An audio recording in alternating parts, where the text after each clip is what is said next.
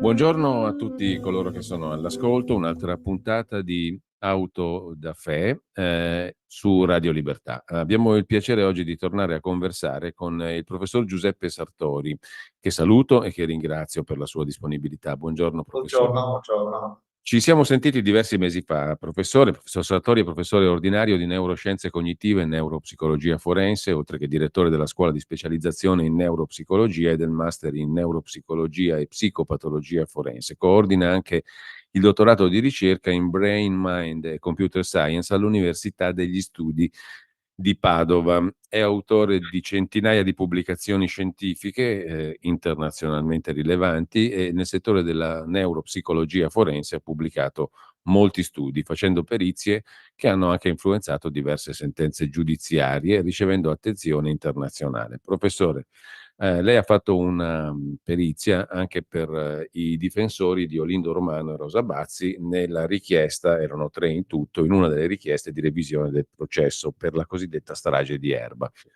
In questo Sì, caso, io, sì, prego. io ho fatto una consulenza tecnica assieme ad altri Sì, 14 colleghi. con moltissimi altri colleghi, tutti di grandissima rilevanza, tanto che sarebbe molto difficile adesso riassumere il profilo di tutti loro, ma insomma un team scientifico di primissimo livello che ha prodotto una perizia appunto sulla quale noi ci eravamo già soffermati prima che, e qui arriviamo al dunque, la Corte d'Appello di Brescia pronunciasse una sentenza con la quale ha rigettato tutte le richieste di revisione, compresa quella degli avvocati, che si nutriva anche su alcuni punti fondamentali: la questione del riconoscimento dell'aggressore Olindo Romano da parte del signor Mario Frigerio e le confessioni, per essere sui due temi principali. Si nutriva anche delle sue e delle vostre, di tutti i suoi colleghi, consulenze. Allora, professore, io vorrei, se lei è d'accordo, capire i motivi per cui, vedere anche quello che è il suo commento, sentire le sue osservazioni sui motivi per cui, nero su bianco, li ha scritti nella sentenza alla Corte, la Corte di Brescia ha rigettato anche il vostro lavoro sostanzialmente, no? Dicendo in sostanza che non aveva alcun carattere di novità. Qui la faccio molto corta perché questa è la sintesi, però insomma io le proporrei di esaminare passo passo le considerazioni della Corte d'Appello di Eh, Brescia. Allora, sul riconoscimento di Olindo Romano quale aggressore da parte del signor Mario Frigerio, la vostra consulenza si sofferma in maniera particolare, no? Partendo dalle condizioni di salute del signor Mario Frigerio, il testimone chiave, migliori nei primi giorni, mentre peggiorano nei giorni successivi, a causa degli effetti tardivi dell'inalazione di monossido di carbonio, che porteranno Frigerio a sviluppare un'amnesia anterograda. E questo mi sembra, professor Sartori, la Corte lo ricostruisce, no? In una parte della sentenza nella quale evidenzia la portata del vostro lavoro. Secondo punto, E mi vengono... permetta, su questo punto in Sì, realtà mm, viene riassunto il nostro lavoro in un modo un po' mm, spezzettato, perché il sì, nostro sì, lavoro ha una logica sequenziale molto stringente. Parte dalla constatazione che dal 2010 in avanti la scienza, le neuroscienze che si occupano del riconoscimento di facce hanno perentoriamente escluso che si possa confondere una persona nota con una ignota. Quindi, in sostanza, applicando questa legge scientifica nuova, consolidata, lo sconosciuto era effettivamente sconosciuto, non avrebbe mai potuto essere conosciuto. Questa qui è la premessa maggiore. sì, Dopodiché noi eh, avremmo potuto chiudere qui, ma siamo andati avanti e ci siamo chiesti, allora vediamo di spiegare come mai che è successo che prima dice sconosciuto e poi dice Olindo, il signor sì, Friggeri. E sì, allora abbiamo analizzato le sue condizioni cliniche, oltre alla cerebrolesione già nota, abbiamo scoperto, abbiamo enfatizzato questa intossicazione della monossido di carbonio. sì, Intossicazione della monossido di carbonio che la sentenza dice non è provata, ma in sì, realtà è scritta nero su bianco Ecco. in ben 2 documenti clinici, per cui non Ecco, saprei. poi ci soffermiamo un pochino più in dettaglio su questo, no? Perché il collega Edoardo Montolli ha rilevato in un'attenta analisi della sentenza proprio questo, che ci sono dei punti della sentenza che contrastano con quello che era già emerso, tra l'altro, anche in passato. È stato il dottor Scola, se non sbaglio, il consulente del pubblico ministero fin dall'inizio, a rilevare come ci fosse questa diciamo così, questa contaminazione Veramente, da l'ha monossido di scritto carbonio. scritto nero su bianco nella sua Ecco, come si fa a perizia. dire, ecco, come si fa a dire allora che non sia stata rilevata questa condizione del signor Frigerio? Diventa un po' difficile da capire, professore. Beh, certo, anche perché non si capisce per quale motivo la perizia del dottor Scola sia attendibile per certe cose, ma non attendibile per altre. Ecco, la Corte peraltro, scrive appunto, forse non gli dà il carattere di importante premessa che lei ha messo in luce, però che il riconoscimento del volto di uno sconosciuto possa diventare poi quello di un familiare, che questo sia, diciamo, impossibile, la Corte riconosce che voi lo avete scritto come premessa, però peccato che non vi dia alcun peso, diciamo, nel corso della sua valutazione. Così come c'è un altro aspetto, poi vengo alle motivazioni per cui la perizia, cioè anzi la consulenza è stata considerata priva di caratteri di novità. La Corte analizza e valorizza, diciamo, comunque cita il fatto che ci sono intercettazioni ambientali che dimostrano che Frigerio soffriva di deficit cognitivi molto evidenti, non sapeva fare operazioni aritmetiche semplicissime, non sapeva indicare da quanti giorni fosse ricoverato e soffriva appunto di amnesia anterograda, il che lo esponeva. Tutte, tutte Prego, queste prego. cose però sono nuove. Appunto dico, queste sono tutte cose nuove per cui, andrebbero accolte come tali, diciamo, e discusse, come elementi di prova nuovi, perché la Corte le scrive nero su bianco queste cose, e lui era esposto in maniera patologica agli effetti distorsivi delle domande suggestive. Anche questa è una considerazione nuova. Che ricevette una visita dei carabinieri di cui non c'è traccia nei brogliacci, anche questo era un altro aspetto, e che dopo aver rivelato al luogotenente Gallorini, secondo quello che ha affermato lo stesso carabiniere peraltro, che parlando con lui poteva trattarsi di Olindo, continuò poi a descrivere ai figli, dopo aver, secondo Gallorini, detto che poteva essere Olindo, continuò a dire ai figli che lo sconosciuto, che il suo aggressore era uno sconosciuto, no? Ma a parte che, mi permetta, Mm. non è Olindo che dice che potrebbe essere, scusi, non è Frigerio che dice che potrebbe È essere Gallorini, Olindo, è sì, Gallorini che dice che certo. potrebbe essere Olindo. E lo scrive in un verbale quando in realtà non lo avrà mai detto il signor Frigerio. Esatto. Ehm, il verbale in forma riassuntiva dei pubblici ministeri che dopo Gallorini il 26 dicembre del 2006 ascoltano Frigerio, voi questo lo avete rilevato, presenterebbe, e la Corte lo scrive, rilevanti discrasie, cioè differenze rispetto alla trascrizione integrale del colloquio che è stata rifatta. Da questa trascrizione integrale emergerebbe che anche il 26 dicembre, 6 giorni dopo il famoso colloquio con Gallorini, Frigerio non fece mai il nome di Olindo, no? E perfino il Esatto. 2 gennaio del 2007, questo l'avevamo messo in luce anche nell'altro colloquio con lei, professore, perfino il 2 gennaio del 2007 Frigerio il nome di Olindo non lo farà mai distintamente, no? E anzi, si accoderà a quello che gli dicono gli inquirenti, i pubblici ministeri, e contribuisce questa azione dei pubblici ministeri a instaurare una falsa memoria. Benissimo, fatte tutte queste premesse che la Corte ricorda, e come lei diceva poco fa, qui ci sono degli elementi di novità sicuri. Ora, la conclusione è invece del tutto contraria, perché scrive la Corte che è lampante addirittura l'assenza di novità della vostra consulenza e delle ulteriori prove correlate ad essa. Guardi, Mm, io le questo non glielo chiedo, so dire, le chiedo cosa ne so pensa lei, solo, professore. questo non glielo so dire, so solo Mm. che noi, immaginando un atteggiamento critico nei confronti della nostra attività, abbiamo anticipato le obiezioni nella nostra consulenza, abbiamo prodotto 2 pagine di prove nuove, un elenco della spesa di 2 pagine di prove nuove, e abbiamo anticipato le obiezioni in una appendice 16 in cui anticipavamo i motivi per i quali non è possibile fare l'argomentazione che poi in realtà è stata fatta. Quindi la sentenza in realtà ignora l'allegato numero 16, perché nell'allegato numero 16 c'è spiegato perché non possono fare questo ragionamento. Secondo lei quindi non l'hanno letto i giudici o non l'hanno considerato in ogni caso, è stato Questo ignorato? non glielo so dire se non l'hanno letto oppure se l'hanno letto e noi non siamo stati chiari nella nostra esposizione. Questo qui non glielo so dire. Lei comunque a tutt'oggi dice qui c'erano elementi nuovi perlomeno da valutare, Fuori no? dubbio. Mh?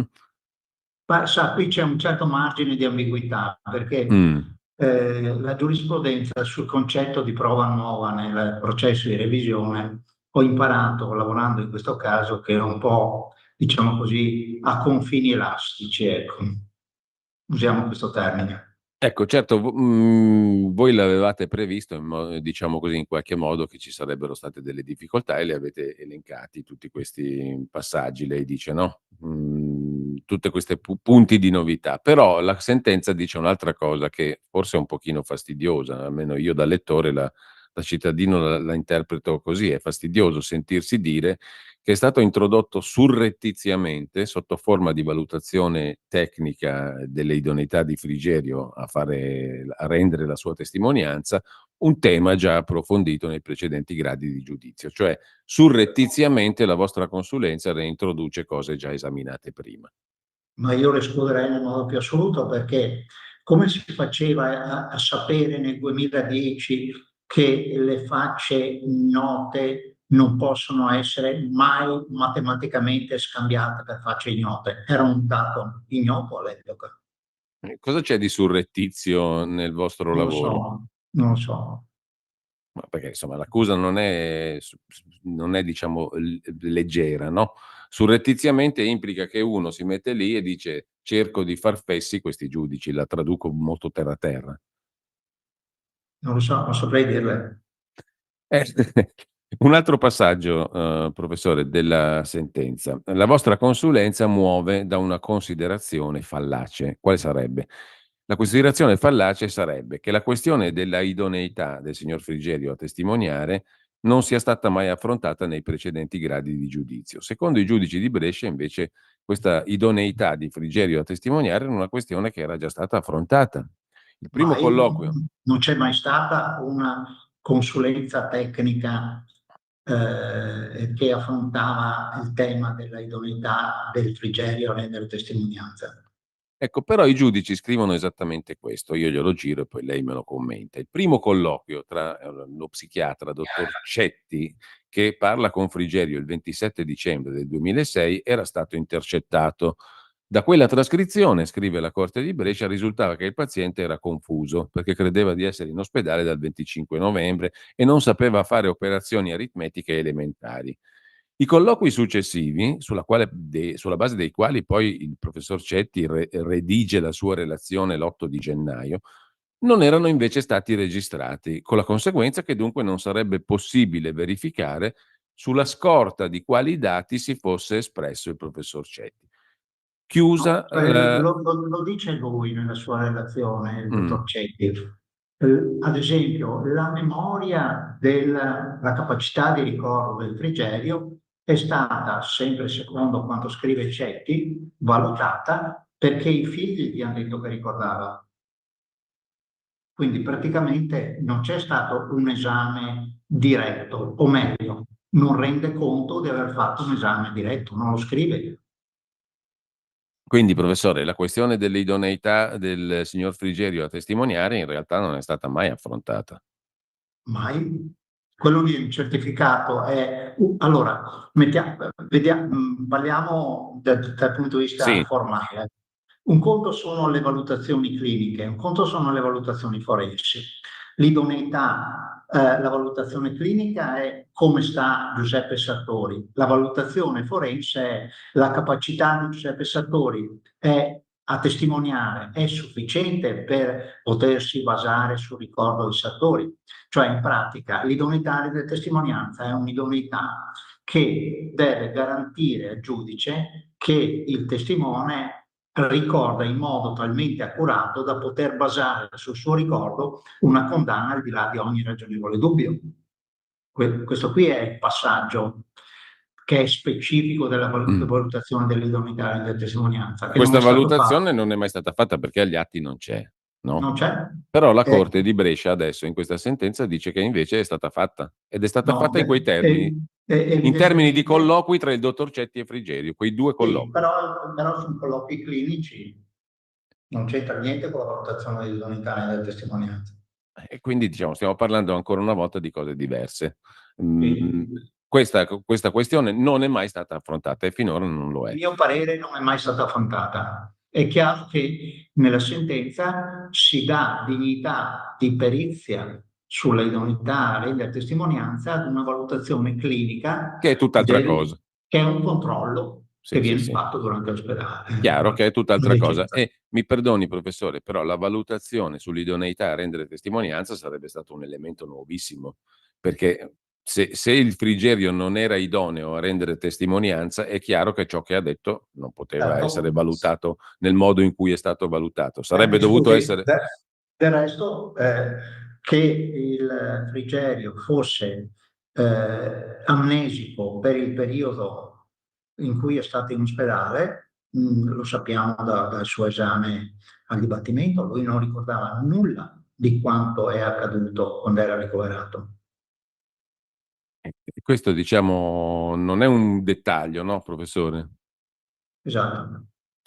Allora, proseguiamo perché la sentenza poi nel rigettare, diciamo, la vostra consulenza dice anche, e questo l'ha detto prima, professore, ma mi soffermerei un attimo ancora, che l'intossicazione da monossido di carbonio, che poi genera quell'amnesia anterograda così condizionante, è indimostrata perché le analisi a cui era sottoposto Frigerio non comprendono alcun accertamento circa la presenza di carbossiemoglobina e lui viene esposto ai fumi dell'incendio per un tempo molto breve, molto più breve di quello della moglie.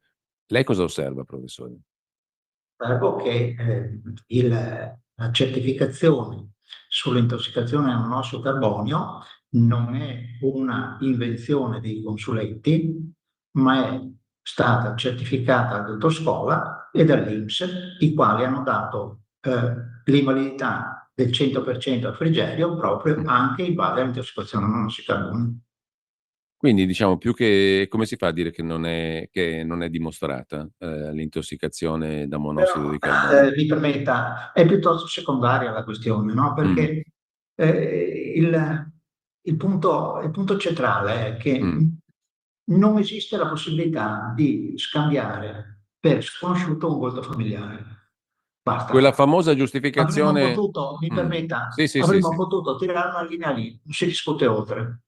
Però a quel punto non è mai stato affrontato, diciamo, no? Oltretutto Certo, è un'acquisizione che non c'era nel Ne- Nella, 2008. sen- nella sentenza i giudici si concentrano sui corollari della Sì, premessa. I sì. corollari sono un ragionamento che fanno i consulenti immaginando che affermando questo gli venga successivamente chiesto ma allora come la mettiamo col fatto che ad esempio riconosce Olindo? Mm. Dopo, come è successo che ha cambiato da Frigerio a Olindo? Noi lo spieghiamo perché ha cambiato da Frigerio a Olindo, perché ha avuto una intensa esposizione alle domande suggestive e esponiamo anche la letteratura scientifica in base alla quale le domande suggestive sono lo strumento idoneo a instillare false memorie. Pensi che Mm. i ricercatori, chi si occupa di scienza cognitiva, si diletta, diciamo così, a impiantare false memorie, va bene, sui soggetti sani come me e lei. Ed è facilissimo impiantare false memorie con le domande suggestive. Ecco, qui c'è una riga sola in sentenza. La tematica del cosiddetto falso ricordo del testimone è stata già oggetto di motivo d'appello e di motivo di ricorso in Cassazione. Fine. Lei cosa dice, professore? Questo qui è vero che è stata affrontata perché ne aveva parlato il professor Strada. Sì. Quindi quello che è nuovo è il motivo per il quale è nata la falsa memoria. È nuovo quello. Quello era il punto di novità, insomma, no? Certo. Allora, continuo leggendo la sentenza. Lo stato confusionale in cui versava il signor Frigerio è agevolmente spiegabile con il grave trauma subito dal testimone che sopravvive miracolosamente a una Ma violentissima guardi, aggressione. questo qui è un bellissimo esempio di come bisogna fare il dibattimento, perché non è possibile affermare che il trauma che ha subito di tipo psichico, lì c'è stata una lesione cerebrale di origine vascolare e di origine da intossicazione a monossido di carbonio. Quella è la causa della confusione mentale dell'uomo, non il grave trauma. Ecco, Scusate, mi scusi, a sì, meno sì. che non si intenda sotto il cappello grave trauma tutte le cose che abbiamo detto noi. Sì, che però non sono state prese in considerazione oggettivamente. Nessuna di queste è stata presa in considerazione. Perché, scrive ancora la Corte di Brescia, la consulenza, la vostra consulenza, dietro l'etichetta dell'accertamento in materia di capacità a rendere testimonianza, propone una diversa valutazione dell'attendibilità di Frigerio che non è ammissibile in sede di revisione, perché difetta del requisito della novità della prova. Diciamo che è un po' apodittico il ragionamento, no? Cioè, siccome qui ci stanno dicendo che, siccome abbiamo già detto che è attendibile, allora non puoi più parlare di questo. Noi invece riteniamo di poter parlare di questo, visto che quando voi avete parlato dell'attendibilità, non sapevate che non era possibile confondere, matematicamente impossibile, Mm. confondere un volto noto con un volto ignoto. Ecco, Non lo su questo, sapevate perché è qui, è questa è qui, la chiave, diciamo no? che mi permetta, Sì.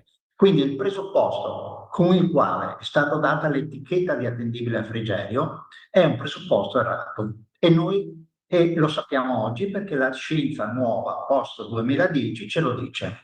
Ecco, questo è il punto centrale. Post Questo qui è 2010. esattamente questo è il punto centrale. Post 2010, perché Certo, altrimenti non ci sarebbe stata neanche discussione prima, no? Diciamo, queste esatto, cose sono tutte acquisizioni successive e esattamente. come tali, mi sembra di poter dire, rivestono il carattere di novità.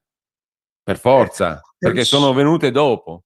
Certo, perché da quel poco che ho studiato io in tema di prova nuova nel processo di revisione, le sentenze dicono che i nuovi metodi scientifici e le nuove conoscenze scientifiche non disponibili all'epoca costituiscono prova nuova. Un po' l'esempio del test del DNA per Bossetti. Bossetti Sì, all'epoca, dopo la tecnologia è avanzata, ci sono nuovi metodi che permettono di fare il DNA su una quantità di materiale biologico insufficiente all'epoca e questo è il motivo per cui la difesa Bossetti ha chiesto la rinnovazione del test del DNA, la ecco, ripetizione del test del DNA. su questo punto poi la Corte in realtà fa un ragionamento che io le sottopongo tra breve, però siccome il punto centrale, adesso per essere chiari anche verso chi ci sta seguendo, è quello che lei ha più volte sottolineato. Allora, qui il punto chiave è che dal 2010 in avanti noi abbiamo la dimostrazione, la certezza scientifica che una persona che ricorda qualcosa non può sopprimere volontariamente Non il fatto di esiste, aver visto una non persona esiste questa conosciuta, no? cosa non esiste. Se lei vede il Papa, Sì. lei non vede un uomo bianco, non mi viene a raccontare un uomo Uno bianco, sconosciuto, eccetera. cioè mezzo curvo, zoppicante, no, lei, anche se lei si autoimpone di non vedere il Papa, non esiste questo fenomeno. Ecco, il signor Frigerio infatti dirà più volte di aver visto uno sconosciuto e ne preciserà alcune fattezze, salvo poi traslare, diciamo, verso il nome di Olindo Romano come suo aggressore. Il punto centrale è questo qui: non è possibile sopprimere l'immagine di Olindo se Olindo fosse stato presente fin dall'inizio. Il motivo per cui lui poi cambia opinione l'avete spiegato dettagliatamente, in conseguenza di suggestivi interrogatori da parte del carabiniere e da parte dei pubblici ministeri che premono su questo nome. Ma adesso le faccio una domanda molto secca, ma lei in questa sentenza ha trovato, diciamo così, un passaggio nel quale questa argomentazione sia stata affrontata in maniera No, chiara? Cioè, no, appunto dico, perché... no, il tema, l'argomentazione della sentenza, a mio avviso, segue una logica dello spezzettamento. Mm, Prende questo, quest'altro. Mentre l'esposizione dei consulenti era gerarchica, c'è una, diciamo così, una nuova conoscenza che fa cambiare mm, tutto e sulla quale la sentenza non dice nulla, come se nulla. non fosse stato detto niente.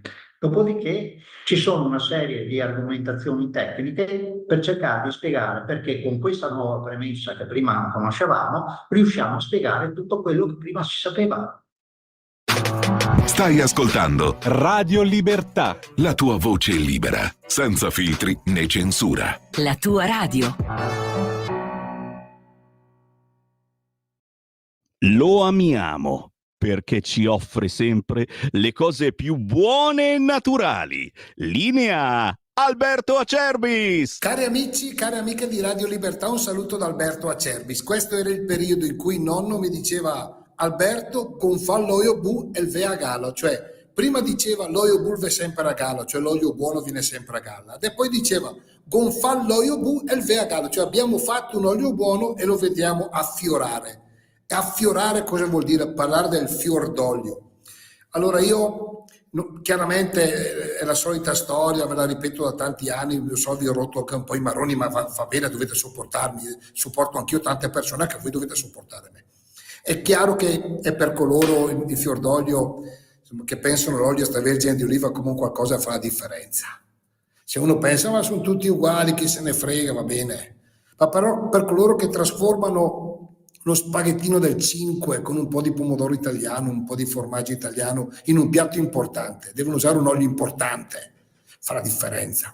Riscoprite i sapori di un tempo con l'olio Acerbis, in modo particolare il fior d'olio, 4 lattine da 1 litro, di più non posso, non chiedetemi di più, non posso, 78 euro il trasporto, non lo pagate. Acidità bassissima, dolcissimo, straordinario, mettetelo via perché il parentado ve lo ciula, ve lo porta via. Attenti. Come gusto, un gusto molto leggero, molto fruttato. Profumo, vi ricordate quando si andava in camporella, cioè nel senso col plate, con gli amici, vino bianco, formaggio, salame, e c'era quel profumo di erbe intorno a noi? Ecco, ricorda molto quell'odore. L'erba appena tagliata dopo un temporale, una cosa meravigliosa. Insomma, io non ne ho per tutti, mi dispiace, tanti rimarranno senza. Se volete questa mattina 030 78 40, no, ho sbagliato, ferma, questa mattina 030 68 40 408 il telefono, 78 euro 4 lattine, oppure ordinate tramite il sito olioacerbis.com. Vabbè, è andata così. Buona mattina, buona informazione. Stai ascoltando Radio Libertà, la tua voce libera, senza filtri né censure, la tua radio. Perché la nuova premessa non è che sia incoerente con i dati, li spiega tutti, solo che li spiega in modo diverso. Ed è anche molto, diciamo, facile da capire per il profano, come noi normali, cioè una persona non può dire io però non volevo ammetterlo perché era il mio vicino, non ci volevo Non credere. esiste, questo fenomeno non esiste. Non esiste. Benissimo. E su Allora, questo... mi permetta, giusto per evitare Sì, confusione, esiste la possibilità che lei riconosca una persona, l'abbia già vista e non le venga in mente il nome, però è certo. una cosa diversa questa, è una appiccicata, sì, tecnicamente si chiama anomia, cioè lei non ricorda il nome, non ricorda la faccia. Certo. Sulla questione Quindi, delle... scusi, Sì, se Frigè avesse effettivamente visto Olindo. Olindo, avrebbe dovuto dire è una persona che ho già visto, in questo momento non mi viene in mente il nome, mi tornerà in mente, e dopo dice mi è venuto in mente, Sì, è il mio vicino di casa, eccetera, è il mio eccetera. vicino di casa. Questo qui è il modo normale di funzionamento della mente umana.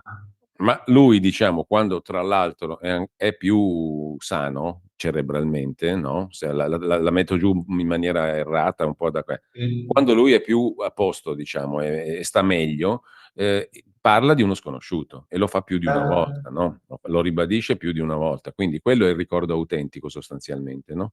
Tra l'altro, una delle regole auree della scienza della memoria è che il primo ricordo è quello più curato. Bene, la sentenza dice una cosa a proposito di prova nuova e nuovi studi.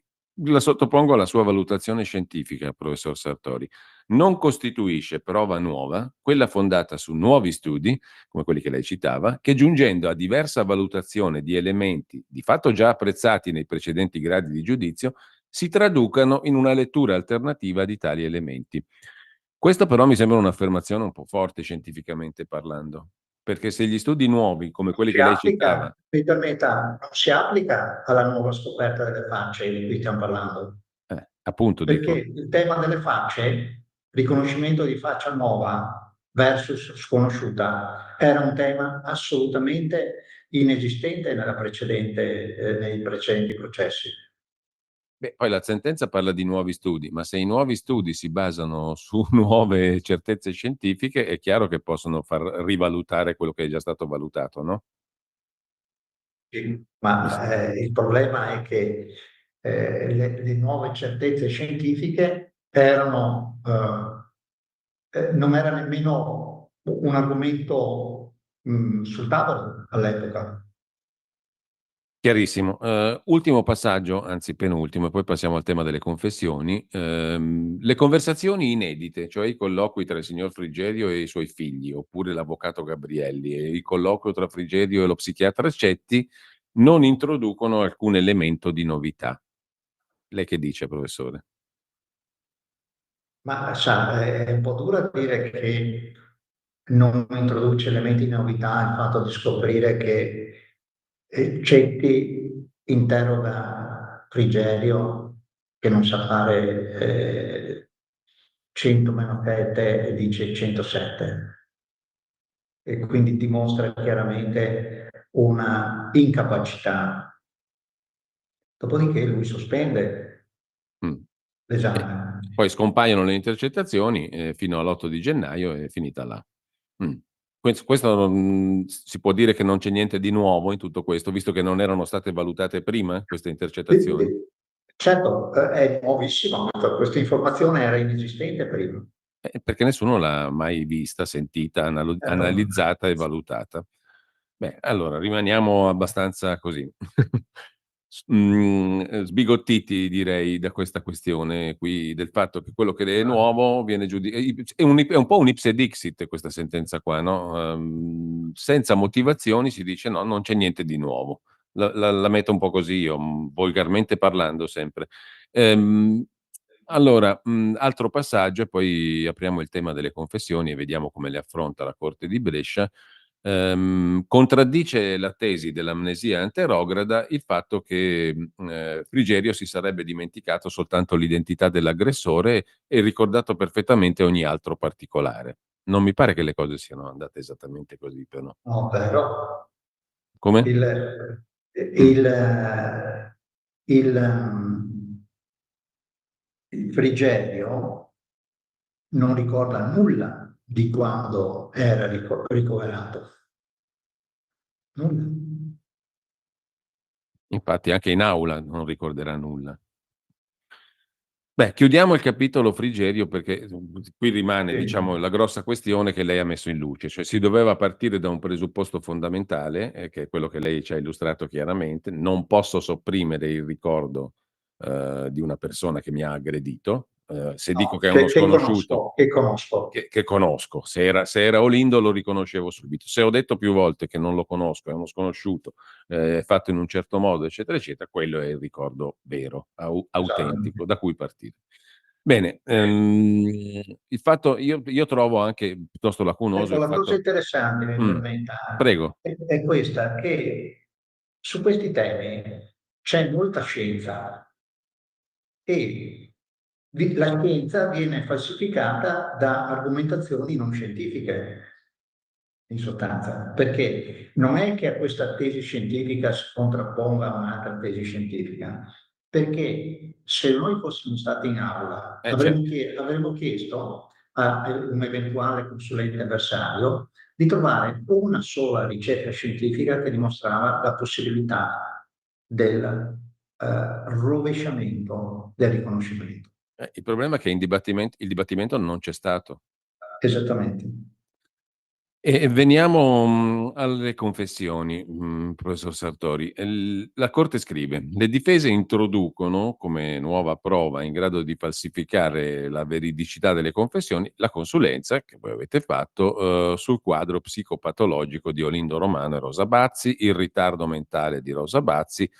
Il tutto li rende particolarmente reattivi alle suggestioni esterne, incapaci di pianificare e portare a termine il delitto senza lasciare tracce.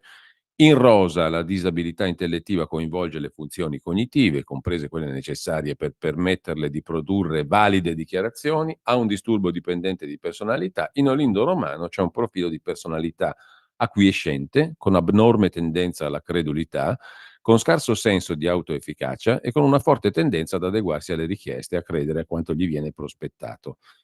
Tutti questi elementi addotti dai consulenti a sostegno della falsità delle confessioni, scrive la Corte, coincidono con quelli spesi dai difensori nei precedenti gradi di giudizio per sostenere la tesi del carattere indotto delle confessioni. Anche qui le segnalo come il punto di partenza sia un altro. Così come il punto di partenza è che quando all'epoca sono stati fatti i processi, il processo di Erba, si pensava che solo il colpevole confessasse, tant'è vero che c'è scritto nella sentenza una frase di questo tipo, mentre dal 2009, il 2010 in avanti, c'è tutto uno studio che dimostra come esistono delle percentuali elevatissime dei falsi confessori, fenomeno di cui non si conosceva l'esistenza all'epoca della sentenza. Quindi questo qui è il grande dato scientifico nuovo.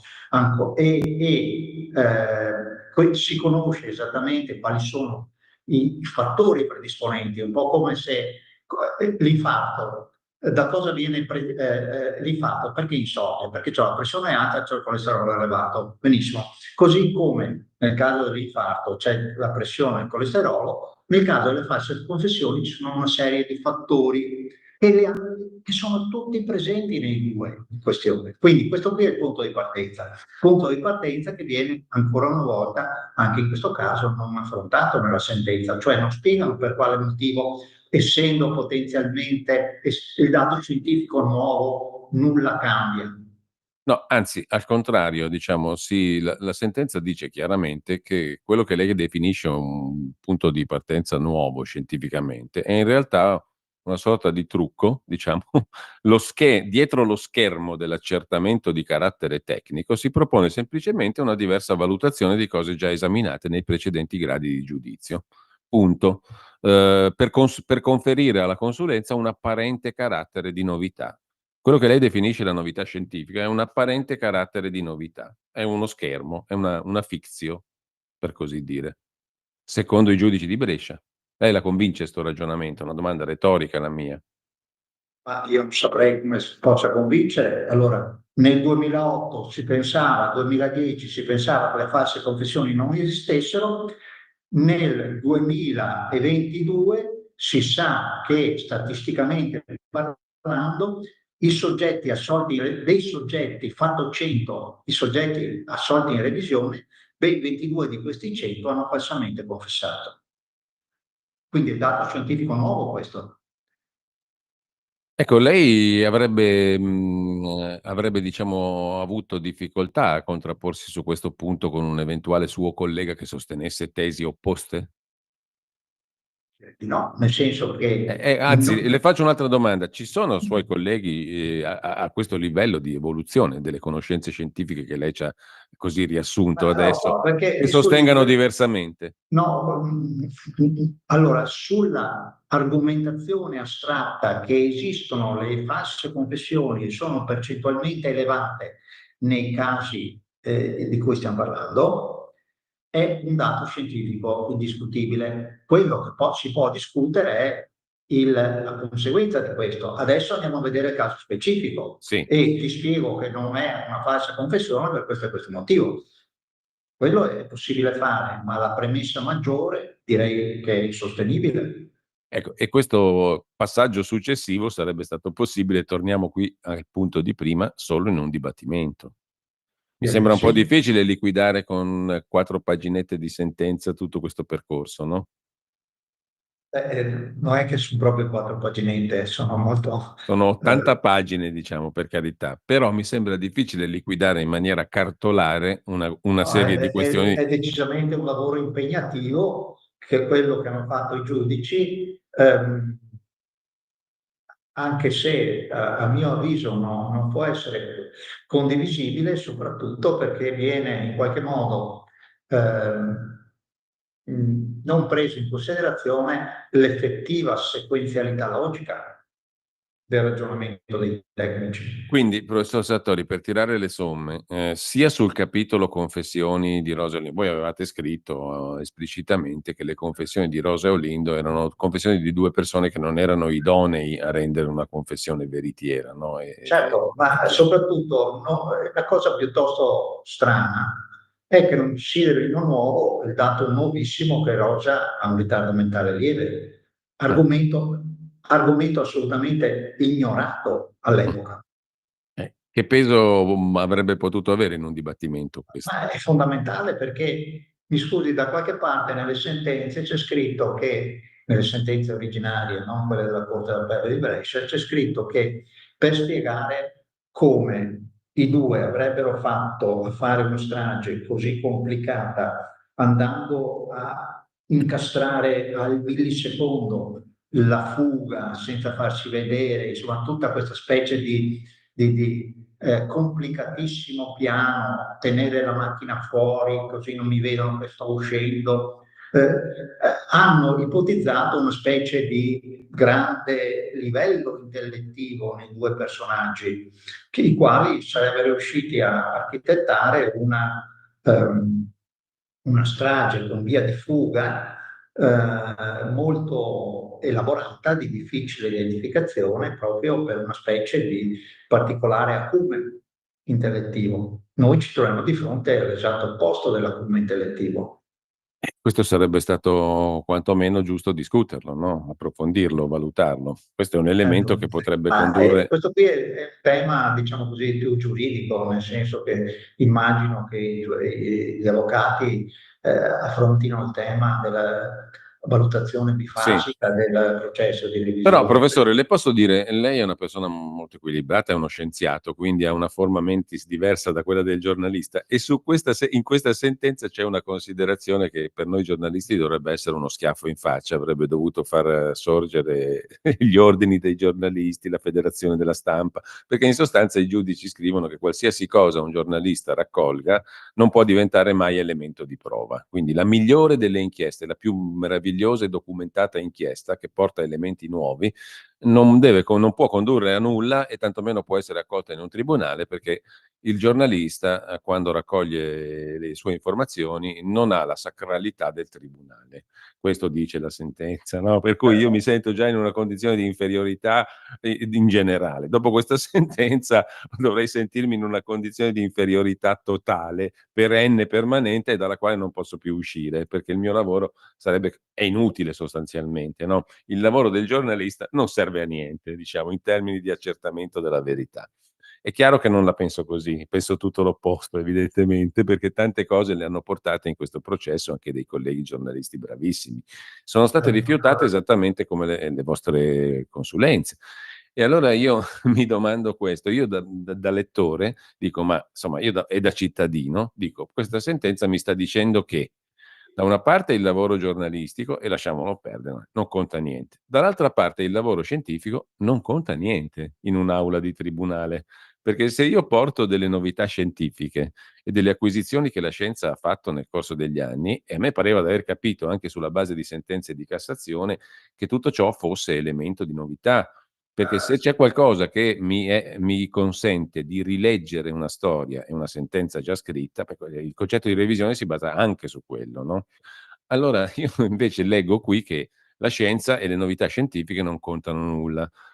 È una lettura sbagliata la mia? Lo chiedo a uno scienziato, professore. Lo chiedo a lei. Diciamo che non è scritto esattamente così, non vengono presi in considerazione nella loro potenzialità di modifica del giudicato. Noi riteniamo che ci siano due dati scientifici, diciamo così, che rendono impossibile la reiterazione dei ragionamenti che hanno portato alla condanna. Sì. Il primo dato scientifico è che la faccia nota non può essere mai scambiata per ignota. Certo. Punto Il uno. secondo è che esistono le false confessioni, sono in numero elevato e si conosce soprattutto delle false confessioni i fattori che le causano e che, guarda caso, sono tutti nei casi specifici. Questi qui sono i due grandi blocchi. Professore, mettiamola così, sarebbe stato un momento di straordinario progresso civile, scientifico e anche giudiziario poter avere un dibattimento nel quale queste questioni fossero state affrontate, perché credo che ne saremmo usciti tutti più ricchi. Purtroppo non è stato possibile, questo mi viene da dire. Ma le revisioni sono molto difficili statisticamente parlando. Non solo nello Stato italiano, ma anche negli altri Stati. Le logiche sono più o meno quelle. Il caso è particolarmente complicato oggettivamente, perché non ci troviamo di fronte a casi come prendiamo il caso Zucchetti della Sardegna, no? In cui si toglie un elemento di prova che cambia tutto. Qui è tutto, diciamo così, ci sono palafitte di ragionamento. Quindi anche togliendo un palo possono restare in piedi. È diverso, certo. È diverso. Quindi da questo punto di vista è più complessa la valutazione.